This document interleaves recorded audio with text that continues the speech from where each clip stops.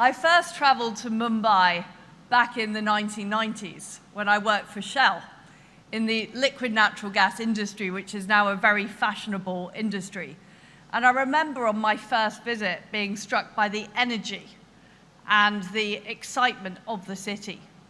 But what I have seen every time I've visited since is more energy, more excitement, and more momentum. And just in the last few days being here, seeing the hoardings getting ready for the G20, seeing the cranes, seeing the new infrastructure being built, is very clear that this city and this country has huge momentum. In June this year, India will become the largest country in the world by population. And you have rates of economic growth that I can say we envy in Western Europe. And those benefits aren't just felt in India, they're felt right across the world.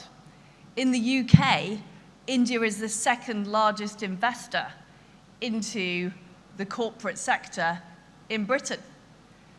Indian companies are active in sectors from steel to technology to pharmaceuticals. But what I think is so important now, at this critical juncture for the world, is India's voice on the world stage. Because as a country that believes in freedom, that believes in democracy, and believes in self-determination, you are going to be vital in the next few years. Because the reality is that the free world is in danger. Compared to 30 years ago, a smaller proportion of the global population is living in a democracy. We've seen the rise of authoritarian regimes across the world. And we're seeing the free world, particularly in the West, facing low growth rates following the financial crisis and following COVID. This is the time when we need new voices speaking out for democracy and speaking out for freedom. The reality is that in the West we've been complacent. Since the end of the Cold War, we all thought it would be the end of history, that somehow we could take freedom for granted, that we could encourage countries to be more free enterprise, and as a result, personal freedom and democracy would follow. We became dependent on Russian oil and gas. We allowed China to join the World Trade Organization, and it's still designated as a developing country. And what we did is we enabled those regimes in some of the malign activities that have since taken place. Now, today I stand before you 1 year on from when the war in Ukraine started. And I remember it very well, because I was woken up at 3:30 in the morning by my private secretary telling me that there'd been a full-scale assault on Kyiv, on cities across Ukraine, both by air and by land. This was the first full-scale war we would see in Europe for decades. Now, we responded very quickly. We put in place severe sanctions. Britain led the way. We were the first European country to supply weapons to Ukraine. And we did all we could to try and stop the invasion happening, because we had very good intelligence that it was going to take place. But the reality is we should have acted earlier. We should have allowed Ukraine to join NATO when they asked to. We should have made sure we weren't dependent on Russia for oil and gas and the finance that flowed in to Europe from Russian oligarchs. And we're now in a position where we're helping the Ukrainians, but they are the people fighting for freedom and democracy on the front line. They are the people facing the huge human cost of the atrocities that are taking place in their everyday lives. And my message today is we need to learn the lessons of this war. We need to learn the lesson that we can't take freedom for granted, that you have to fight for freedom, that you have to make the case for freedom, and you have to be prepared to defend freedom. And that's what I want to talk about today, about how India is going to play a crucial role in the next few years, because I really believe that these years will be crucial as to whether we end up in a world where authoritarian regimes have the upper hand, where they're the people making the decisions, they're the people dictating the future direction of the world, or whether we see democracy and freedom prevail. And the reason that we believe in freedom and democracy in this room is we know it is the best for human life, for our societies. We know that when we give people opportunities, when we allow people to start their own businesses, when we get people into work, when they are able to express themselves, we know that generates the ideas, the opportunities, the creativity that leads to growth and leads to opportunity. And that's what we've seen in our societies. So what do we need to do? What does India need to do? Well, first of all, we need to make the case. We need to mount a fight back against those authoritarian regimes and state capitalism who have been dominating the debate.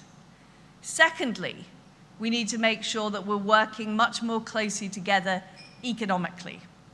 And thirdly, we need to up our levels of security and make sure we're collaborating on security. And this is something that I pursued as Foreign Secretary and as Prime Minister with India.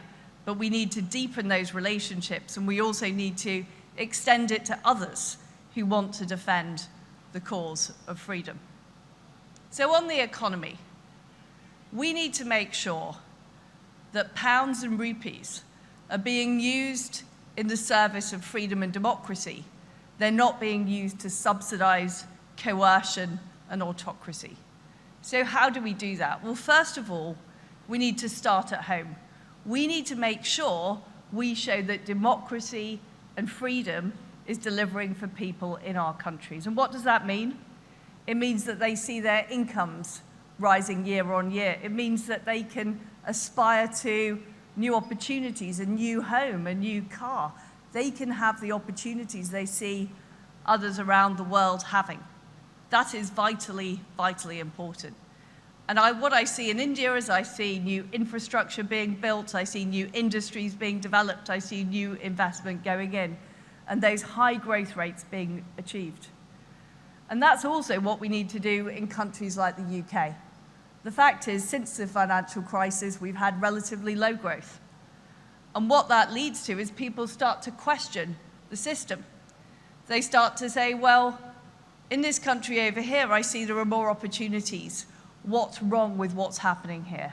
So that is why it is incumbent on us as democratic politicians to give people those opportunities, give people that economic growth. And for us in Britain, that means taking on vested interests who want to stop that. What I've labeled as the anti-growth coalition. The people who say, we're all right, Jack, things are comfortable here, we don't necessarily want to see new buildings, we don't necessarily want to see our lives disturbed. But we have to change in order to be able to grow. And I think that's something that we can learn from India. That's something that we can develop. But we also need to be on the front foot about freedom and democracy. Our adversaries, like China and Russia, are very good at promoting their economic model. They use misinformation, they use technology to communicate in all kinds of ways to the world. They also use the power of economic coercion to try and influence the way people think.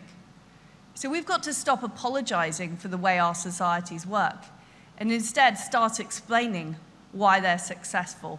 And this is where I think India's voice is going to be incredibly important, showing that a free democracy, the world's largest democracy, the world's largest country, can deliver in a much better way than the way authoritarian regimes seek to control and coerce people.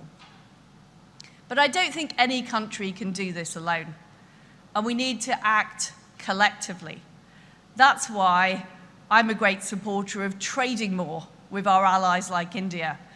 And when I was Trade Secretary, I kicked off the free trade negotiations with India. I still think this is a massive opportunity for both our countries. We've got so much in common in areas like technology, in areas like pharmaceuticals, in areas like transport, that we can work much more closely together and create a free flow of goods and services between our countries.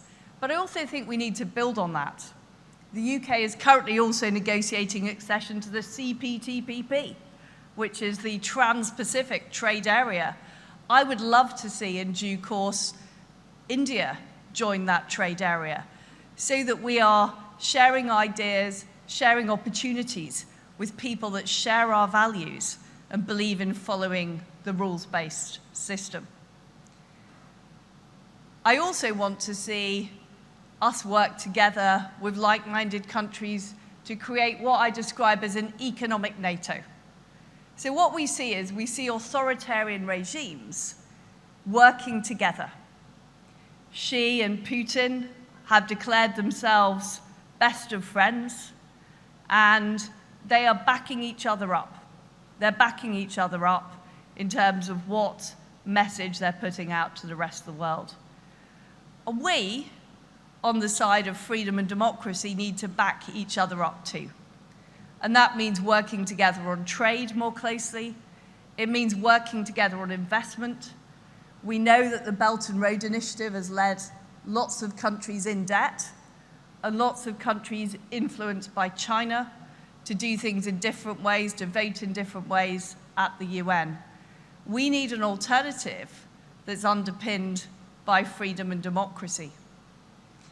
And we also need to make sure that we're working together on critical minerals and supply chains. Now, during the height of the COVID crisis, I worked very closely with the Indian government on some key supplies like medicines. And what we always discovered, and I discovered this with many other countries, is we didn't always know where the supply chain finished. And quite often, it would finish with somebody or a country that we couldn't trust. Now, in the UK, we've taken action. We've removed Huawei from our telecoms networks. We've now divested ourselves of getting oil and gas from Russia. But what I would like to see is I'd like to see free democracies work together so that we are together deciding what kind of technology is it right to export to an autocratic regime where it could be used to undermine freedom and democracy. Who do we offer the deepest trade deals to? Is it a country that we trust, or is it a country that we don't trust? When we're investing in green energy, like solar panels, where are we getting those solar panels from? How are they being produced? These are all questions we need to answer. We need to be conscious that those economic decisions we make will affect the future of freedom and democracy. Because what we've seen is we've seen authoritarian regimes use that economic coercion against us. So we need to use it in the service of freedom and democracy. And we need to get on with it. I would love to see the India-UK trade deal finished as soon as possible. I want to see our accession to, there's some fans in the audience of that. I would like to see us complete the CPTPP accession as soon as possible, because the next few years are going to be absolutely crucial for our security and for our democracy. And of course, economic clout is vitally important. And India's economic clout has grown significantly, will grow much more in the coming years. But that economic clout does need to be backed by hard security, because what we saw in the Russia-Ukraine situation is even a country which was not apparently very economically successful has been able to create huge misery and attack a free, democratic neighbor in Europe. And what we know is no one is immune from that around the world. No free democracy is automatically safe we need to make sure it's safe. And what that is going to take is much more close working on security. And of course, India is a vital security partner for the United Kingdom, but also for our allies around the world. The last time I visited Mumbai was at the end of 2021. And I went out to the Queen Elizabeth aircraft carrier and watched the F-35s take off from the carrier, which is a fantastic sight. And in fact, the F-35s are based in my constituency in Norfolk, in England. So I actually met some local pilots from Norfolk in the middle of the Indian Ocean. It was a great experience. But what was particularly good was to see that we were conducting joint military exercises with the Indian Armed Forces. And that is what we need to be doing more of. We need closer collaboration in areas like intelligence, in defense, and in defense production, because what we know as a result of the war in Ukraine is that we need to build up our stockpiles, we need to be manufacturing more, and of course India is in an ideal position to be doing more of that manufacturing of defense equipment. So we have a real opportunity for that closer collaboration. I also believe that India has a very important role to play in the Indo-Pacific Quad. People kept asking me whether the UK wanted to join the Indo-Pacific Quad. I said I didn't think we were yet ready to move to the Pacific, but I fully support the grouping of the United States, Japan, Australia, and India.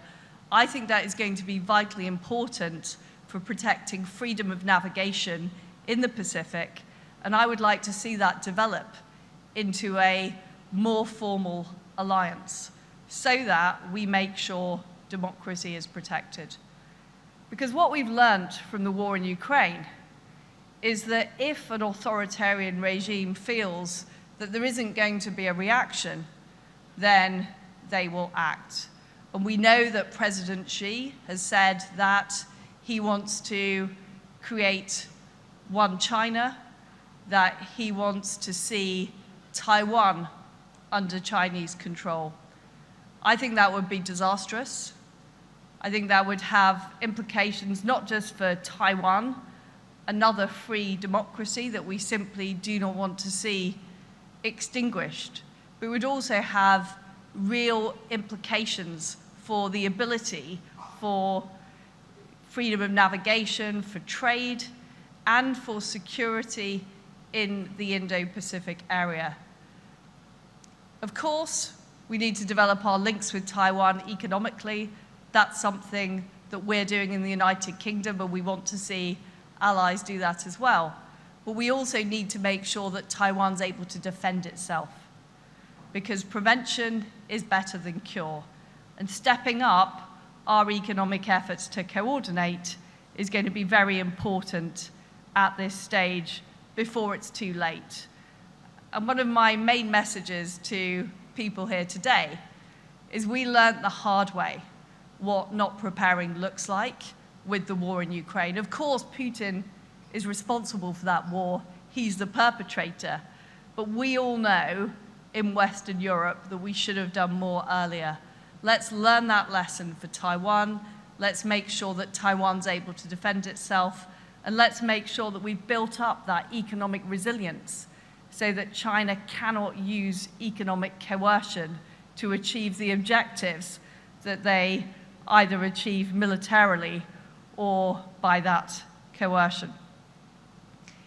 Finally, I wanted to say that there's a lot of gloomy talk at the moment, and we heard that earlier, that the world has suffered some really severe, the COVID crisis, the war in Ukraine. Sometimes it feels like things are not getting any better, that society or that the concept of freedom and democracy is not on the upward rise, it's in the decline. But I refuse to accept that gloomy talk. And I think in India, we see the greatest hope for our future, or virtually anywhere in the world. a free democracy that is growing rapidly, a country of pluralism, a country where free speech, the ability to get things done, is improving all the time. And what I want to do today, and I have been doing in my visit to India so far, is I want to encourage India to do even more. This is not just about India's future, which I believe is very positive. This is about the world's future. And if we take action now, to whether it's improving our supply chains, improving our defense links, working together more closely to counter disinformation, that work is going to pay huge dividends in the future. And what we need to do is use the dynamism of this country, use the opportunities this country is creating to really deliver, not just for India, but for freedom and democracy, and ultimately for the whole world. Thank you.